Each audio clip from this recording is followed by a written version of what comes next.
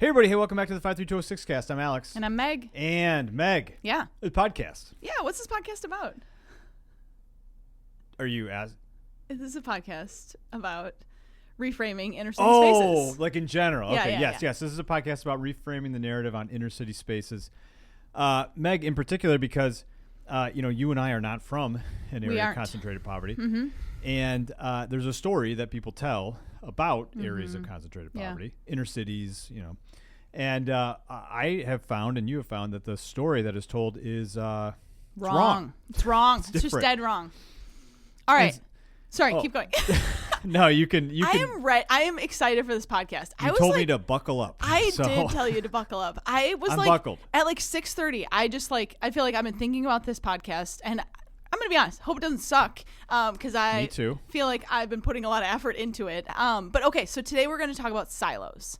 Okay. And I feel like you tend to not like when I say, the social justice journey or, silos, like social justice silos. I feel like you're probably I've gonna. never heard you use that term before. I'm fine with that one. Okay, we're already on a good start then. Okay. So I got this idea of like silos from recently. I saw a post from Austin Channing Brown, not Channing Tatum, the actor, Austin Channing Brown. She wrote this really great book a few years back called I'm Still Here, Black Dignity in a World Made for Whiteness. So it was really good. I highly recommend it. I feel like it was probably like 5 years ago, and she just wrote a recent one, but she has she's got a great Instagram. I like her a lot. I feel like she's welcoming but knowledgeable. Anyway, so she had this post on silos, and so I wanted to kind of talk about silos, and she said that we should have more silos, not less silos.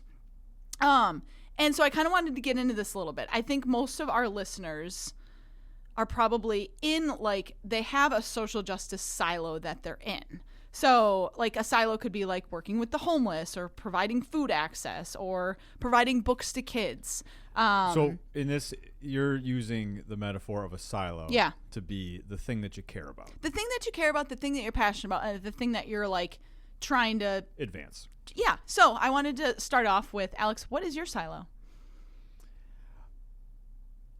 I guess it's like the three things that I talk about all the time. Yeah. Housing, I don't know why this is so funny to you. I don't know. I usually don't ask Because you questions. because I'm not. It's fine. I'm not. You're already poo-pooing no, my idea. I'm not poo-pooing.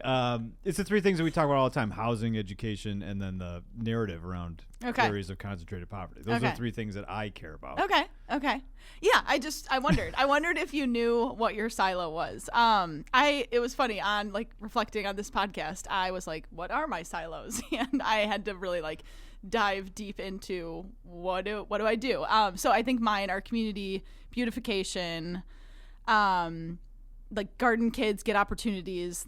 I'm just going to say what's one of my silos. Self-esteem for the community. Sure. Is one of them. And then helping people to see the inner city as a wonderful place. Okay. So I feel like this has come up because recently there has been a lot in the news. I haven't noticed. There has been so much in the news. There's been so many horrific things that have been happening that I feel like I want to jump on every single one of them and all of a sudden change my silo to that one. You're a bandwagon. You love the bandwagon. I'm going to be honest. Yes. Stranger Things. I feel like I jumped on the Stranger Things bandwagon 4 seasons in, 5 seasons, 4 seasons in. So yes, I am a bandwagon jumper. Yeah. And that's fine. I mean, you can, have you laid out the thesis to this podcast episode yet?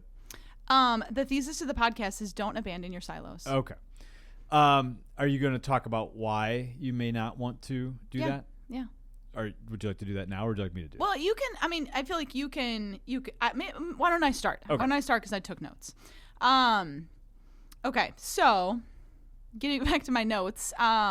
Okay. So when we see like stuff like ICE is a big deal, very scary, killing people, like a lot of things going on there.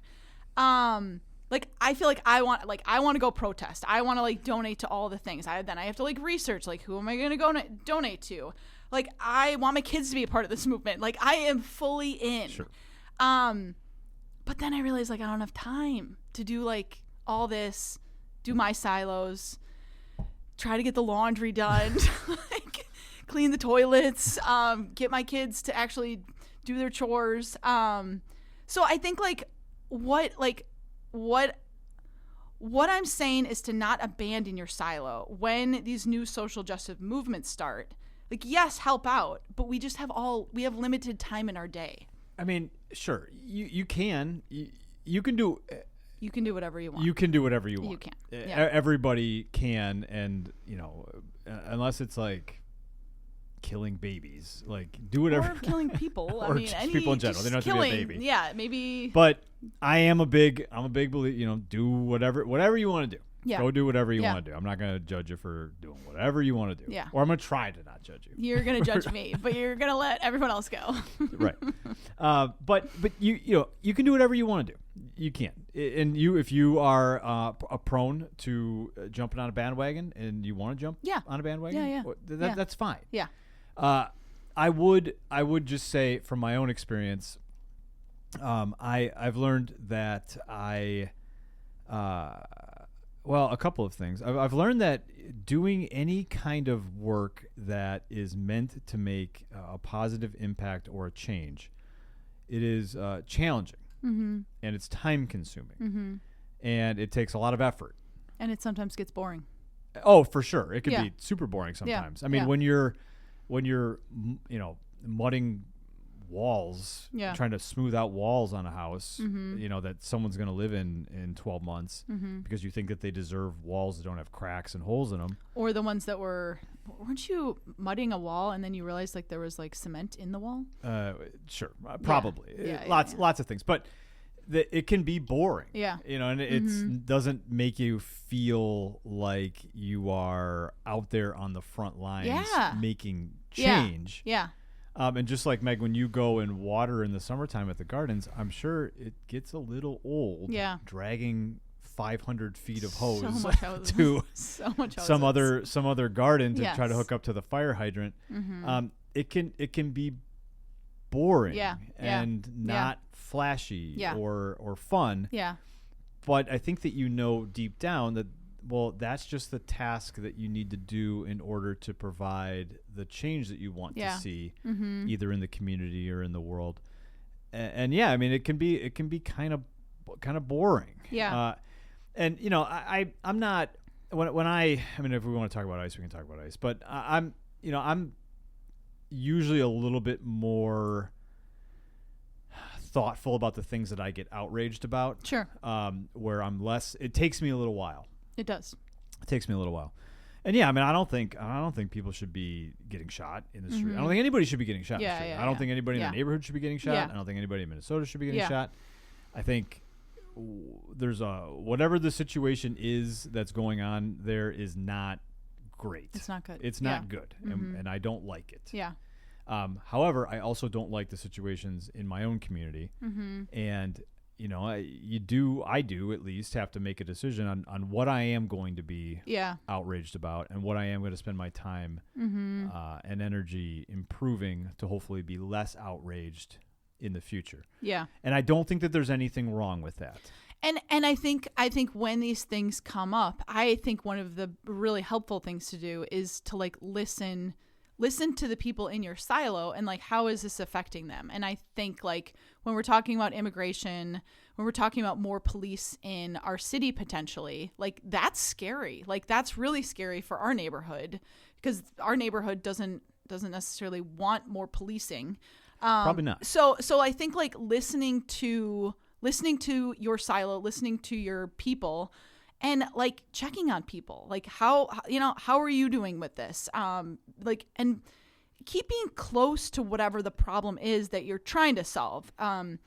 If you're not close to the problem, you're going to have a harder time figuring out a solution. So, just keeping in mind, okay, this is the problem I'm trying to solve. Like, what are the people that are dealing with that problem saying about this thing that's going on? Because there might be something that we should be doing in our neighborhood because of potentially more police coming through.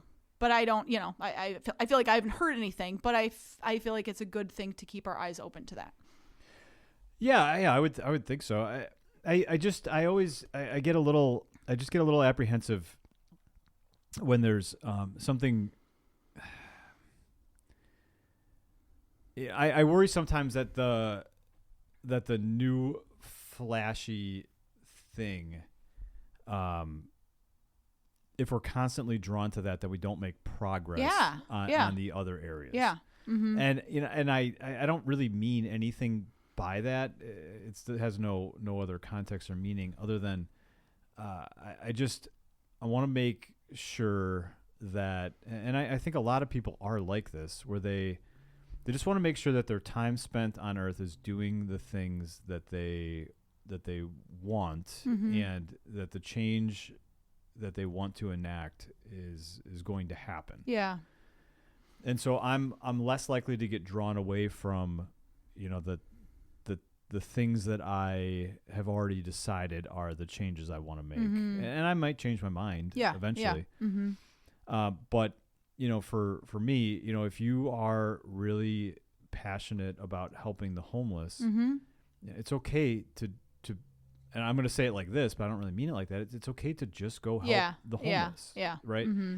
Like it's, you can be a socially just human being and spend your time, your extra time, or your extra resources on helping people, and not necessarily have to be doing the thing that is I don't mean popular, but it would seem like that. Yeah. And there's nothing wrong. There's nothing wrong with either side of that. Is what I want to make sure that I say that. But there's nothing wrong with if your passion is helping people that don't have a place to live, mm-hmm. is helping them. I would probably say maybe don't feel like you have to change what you're doing. And I think like that's the thing. Like I feel like I'm just very pulled in these directions where I'm like, I want to be a part of these big movements. I want to be in there, but I'm like, but I also like I need to start seed starting. Sure. I need to. It always comes back to the seeds. Oh, I love the seeds. Love this time of year.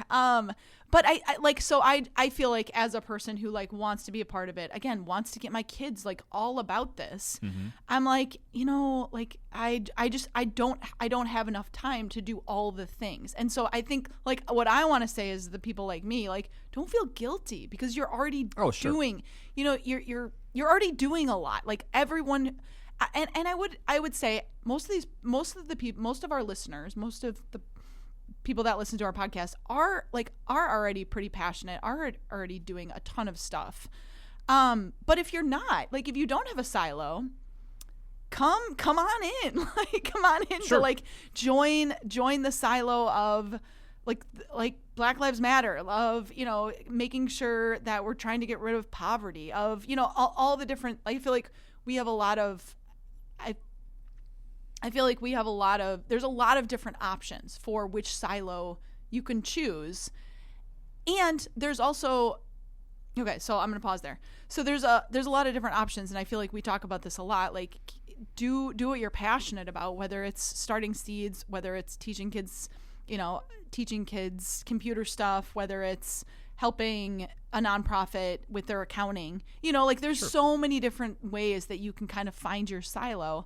Also, I feel like during these movements, like people are more excited to join things. So invite people to stuff that you're doing, mm-hmm. because it's a wonderful opportunity for people to see, wow, like the world is kind of messed up. I want to be a part of the change. And so allowing people to join whatever you're doing is awesome. We need more socially just, we need more people on the socially just bandwagon. All right.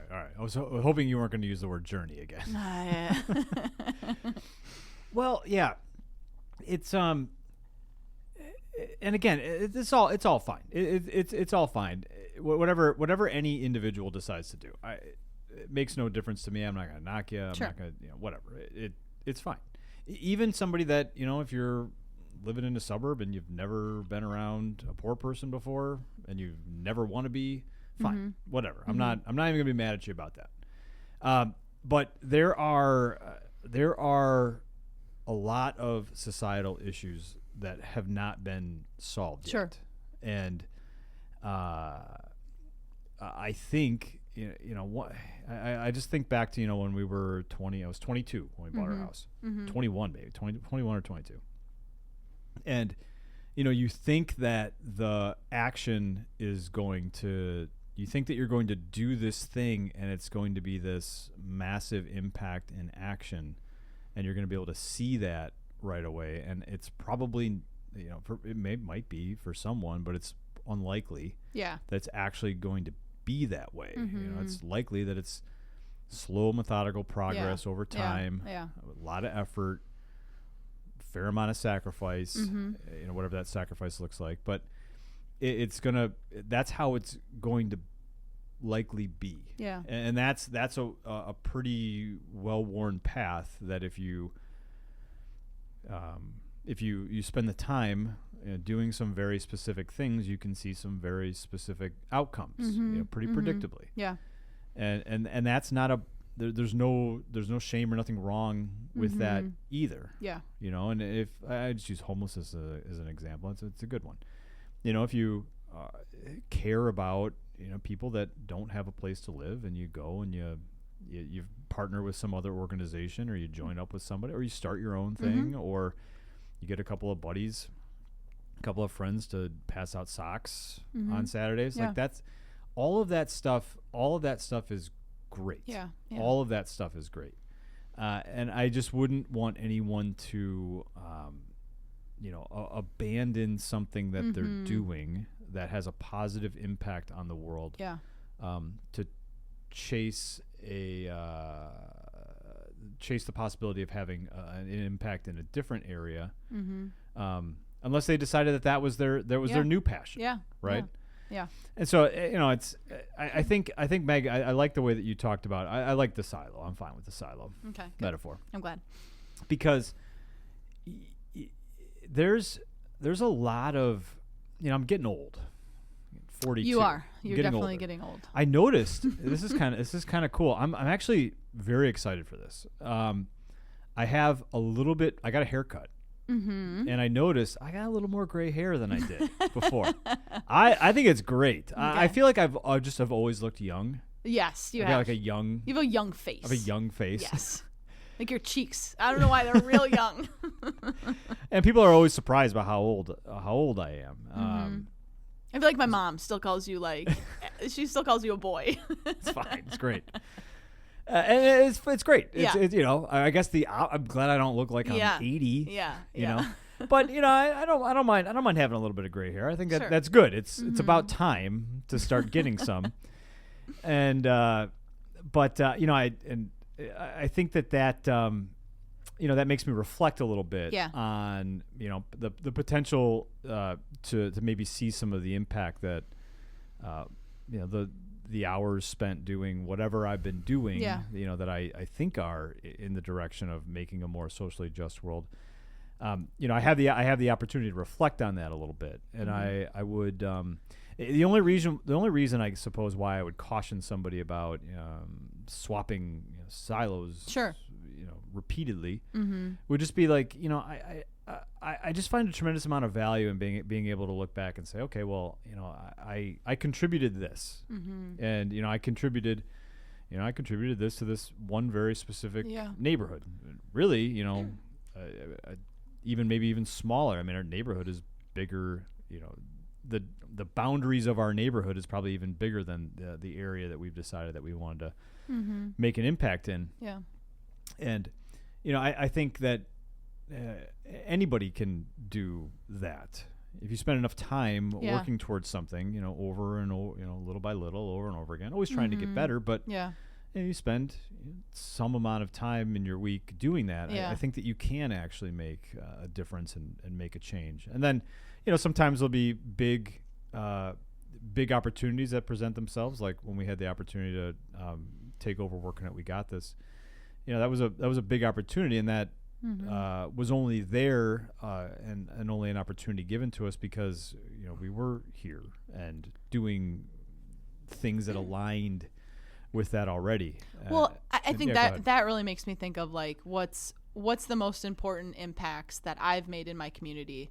It's probably been through relationships, and it's been like me getting to know people and people getting to know me, and me changing my stance on, you know, this one issue, and somebody else changing their stance on whatever. Or, I mean, I just think, like, as you were talking, I was like, I think some of the biggest ways we make big change, or, you know, we make the world more socially just, is we get to know communities and we see, okay, here's actually where we can help out, or here's where this one community can help this one community out. And I think that's just, it's such a beautiful thing, because it's just getting to know people, which is wonderful.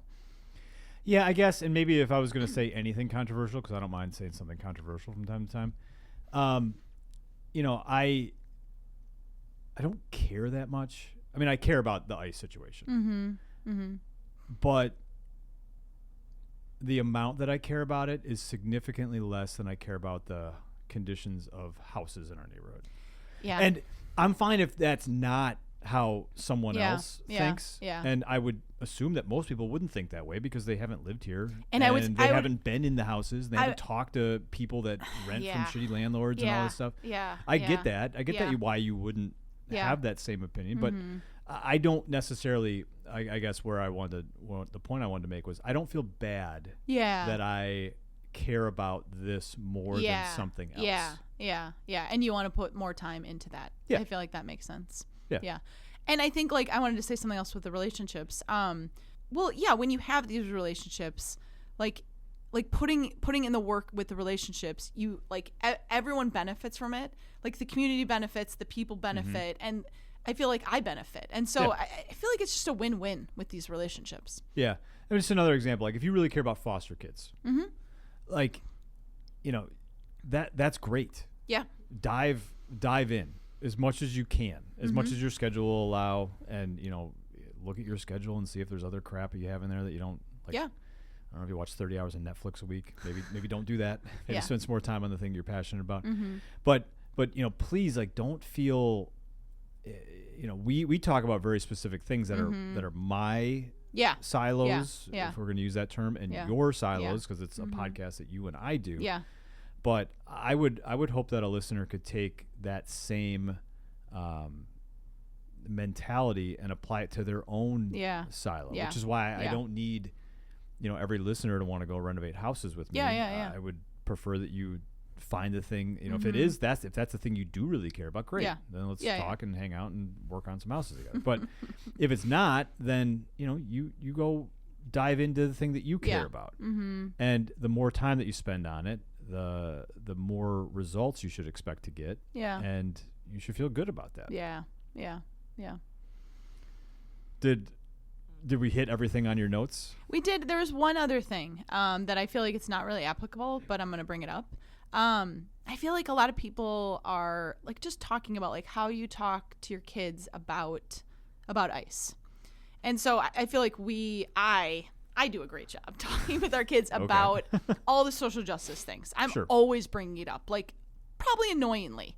But I think I just wanted to, like, give a gentle little hug to people and say, like, this is just a small little conversation amongst all of the conversations you're already having. So I feel like people kind of, like, I don't know, I feel like what I'm seeing on social media is people are making a bigger deal about it with talking with their kids, and it's like, no, this is just one of the conversations you're having around the things that are going on. And I gave a good example, like, of I think I gave it out to somebody who was asking about it, and I said, you know, when the riots were happening after George Floyd in Milwaukee, and they were, like, people were riding on Martin Luther King Drive, me and the kids, like, drove down there, and we just kind of, like, stopped and, like, talked about it, drove by slowly, and I was like, oh, look what's happening here, what do you guys think?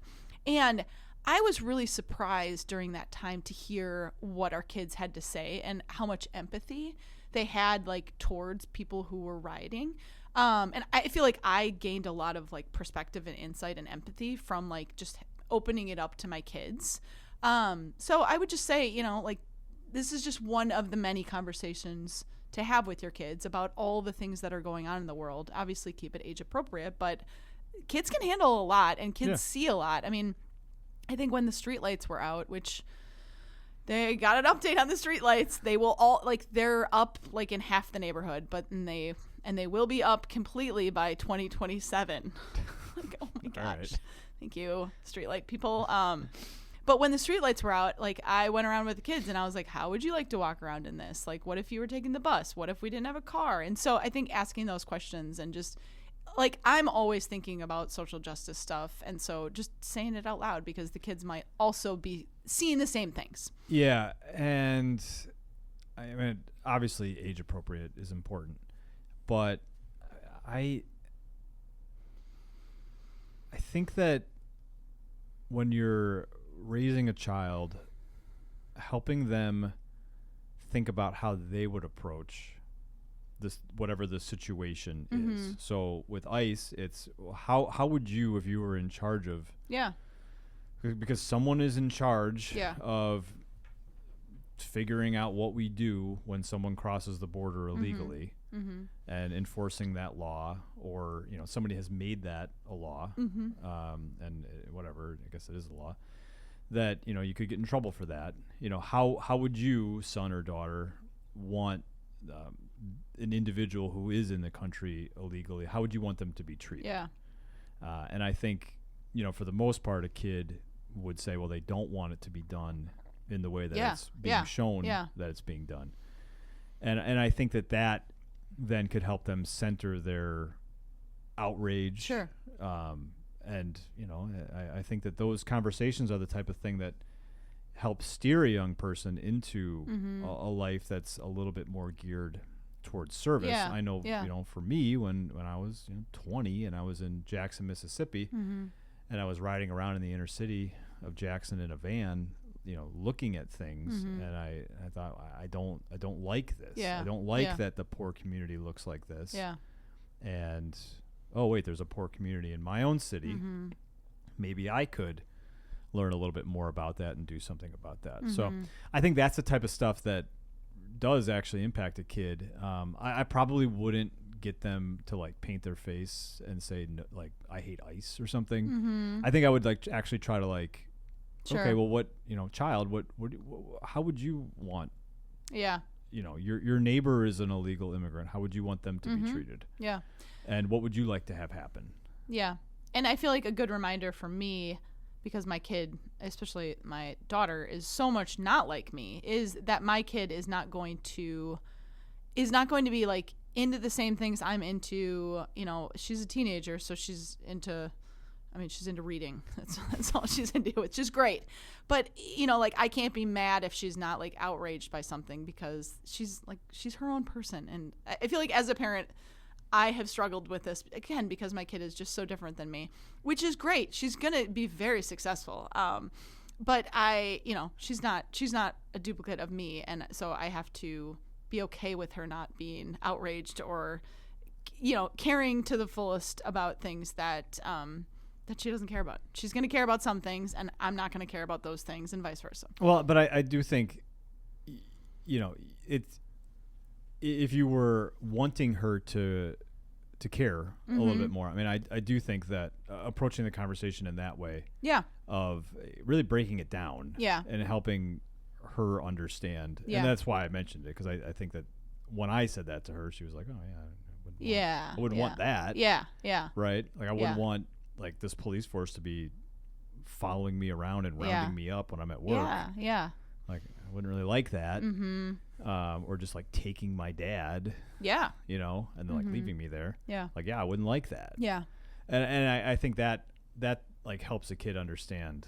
Like, anytime you can put yourself in someone else's position and think about how you would want to be treated in that position, that is the thing that then helps a child or an adult, honestly, like, develop some kind of sense of morality around social issues. And then helps them kind of figure out how they might want, you know, if they are so inclined to make a change. All right, Meg, we got to go. We do. Thanks for listening, everyone. All right, we'll catch you next time. Bye. Bye.